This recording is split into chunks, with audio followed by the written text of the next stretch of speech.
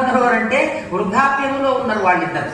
అరే ఈ వీళ్ళని చూసి ఈమెను యవనములో ఉన్నది, ఇంకా పెళ్ళయిందా లేదా అన్నట్లుగా ఉన్నది, ఈ పిల్లలు నా కుమారులని ఏడుస్తూ ఉన్నది, ఇది ఏమి చిత్రమో తెలుసుకుందాము అని అనుకుంటూ నారాయణ నారాయణ నారాయణ అని అనుకుంటూ ఆ నరద మహాముని ఆమె దగ్గర పెడతారట.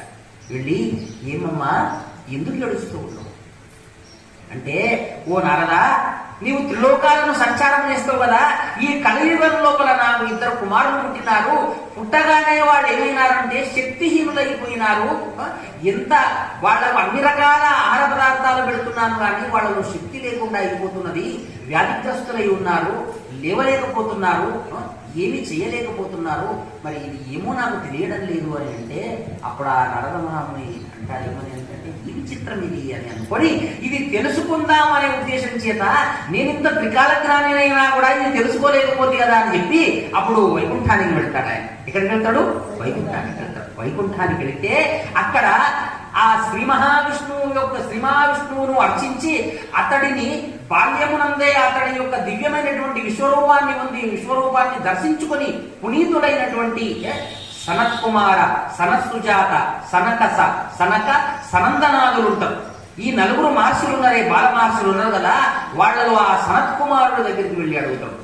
ఏమని అంటే, ఈ చిత్రమైన దృశ్యాన్ని చూసినాను నేను, దీని అర్థం నాకు తెలియలేదు, కాబట్టి ఓ బాల మహర్షులారా చెప్పండి అంటే అప్పుడు సనత్ కుమారుడు చెప్తాడు.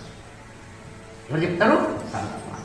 ఇగో నారదా, వాళ్ళు ఎవరో కాదయా, ఈ కలియుగం లోపల ఈ యువతిగా అందమైనటువంటి యువతిగా ఉన్నట్టు నువ్వు చూసినావు కదా, ఆమె ఎవరో కాదు, ఆమె భక్తి అనే కన్య.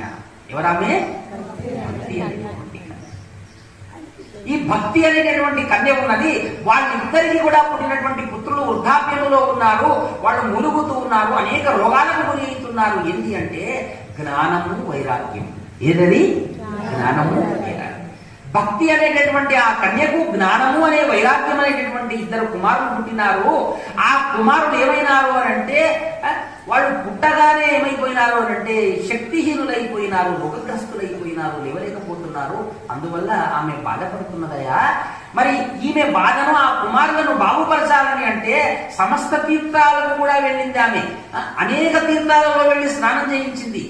చిట్ట చివరకు కాశీ, గయా, పాపనాశనము, తర్వాత పుష్కర స్నానాలు అన్ని చేసింది కానీ ఎక్కడ వెళ్ళినా కూడా వాళ్ళ యొక్క వ్యాధి నయము కావడం లేదు.